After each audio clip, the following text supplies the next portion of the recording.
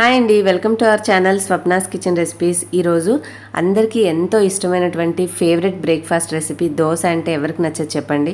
ఆ దోశ పిండిని మిక్సీలో వేసుకున్నా కూడా ఇప్పుడు మీరు చూస్తున్న కన్సిస్టెన్సీలో చలికాలం అయినా కూడా ఎంత పర్ఫెక్ట్గా పిండి పులిసిందనేది మీకు క్లియర్గా కనిపిస్తుంది కదా. సో మీకు ఎన్నో యూస్ఫుల్ టిప్స్తో ఇవాళ వీడియోలో మీతో షేర్ చేస్తాను.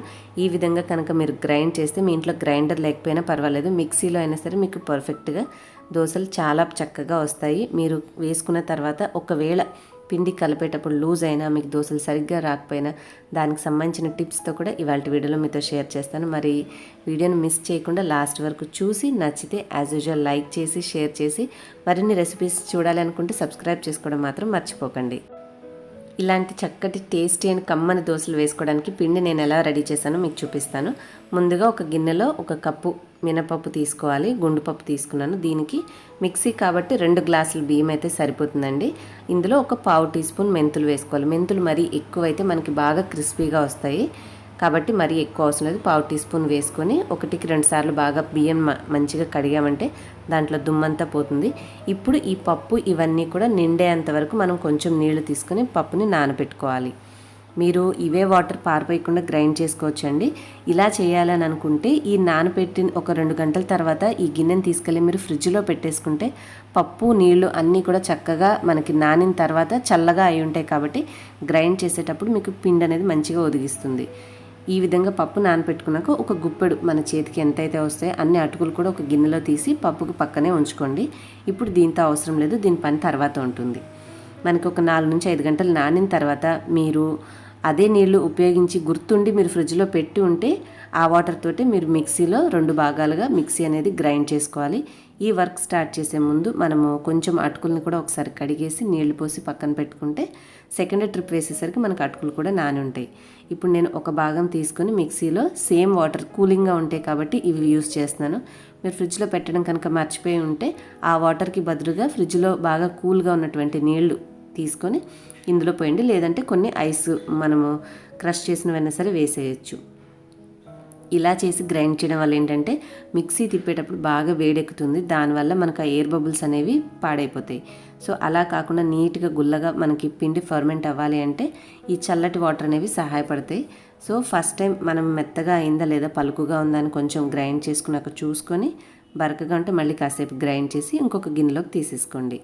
తర్వాత మిగిలిన పప్పులో మనము ఇదంతా కూడా మిక్సీలోకి తీసుకున్న తర్వాత ఇందాక నానబెట్టి ఉంచుకున్నటువంటి అటుకుల్ని కూడా దీంట్లో వేసేసి కంప్లీట్గా గ్రైండ్ చేసుకోవాలి.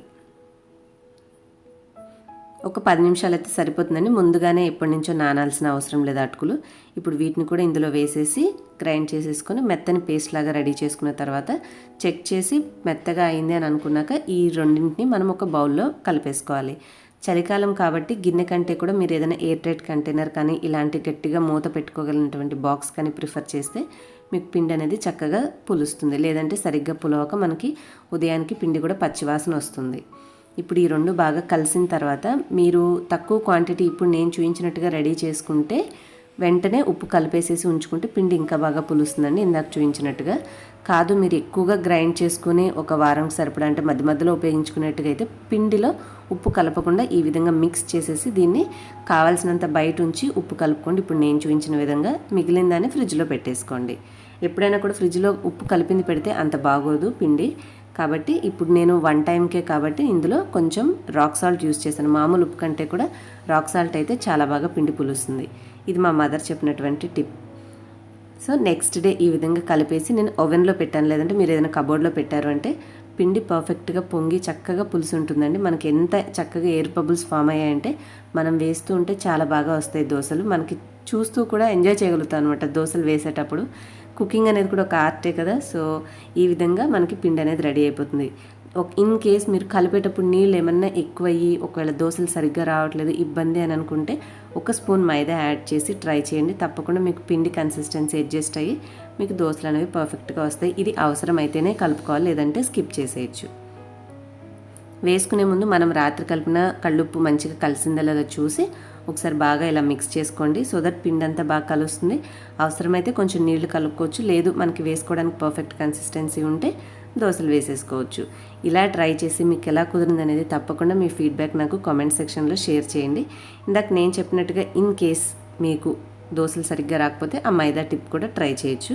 పిండి ఎప్పుడైనా సరే మనం వేసే ముందు పెనం మంచిగా కాలి ఉండాలండి. దీనికి మీరు సిలికాన్ స్పాచులాతో కానీ ఉల్లిపాయతో కానీ ముందు మంచిగా నూనె రుద్దిన తర్వాత చక్కగా వేడెక్కిన తర్వాత మాత్రమే మీరు ఇలా వేస్తే మంచిగా చిల్లులుగా దోశ అనేది వస్తుంది. లేదు అంటే ఒక పేపర్ లాగా చుట్టేసినట్టుగా వచ్చింది కానీ చక్కగా అయితే రాదు. సో ప్రాపర్ హీట్ అయిన తర్వాత మాత్రమే బ్యాటర్ వేసి తర్వాత మీడియం ఫ్లేమ్లో ఉంచి పైన మూత పెట్టారంటే ఇంకా త్వరగా కాలి దోశ అనేది అంటుకోకుండా పర్ఫెక్ట్గా వస్తుంది. సో బిగినర్స్కి టిప్స్ అన్నీ హెల్ప్ అవుతాయని తప్పకుండా అనుకుంటున్నాను. మరి ఈ వీడియో చూసాక మీ యొక్క అభిప్రాయం నాకు తప్పకుండా కామెంట్స్లో తెలియచేయండి. నచ్చితే as usual like and share, subscribe for more videos. Will meet you in the next video. Bye. Thanks for watching.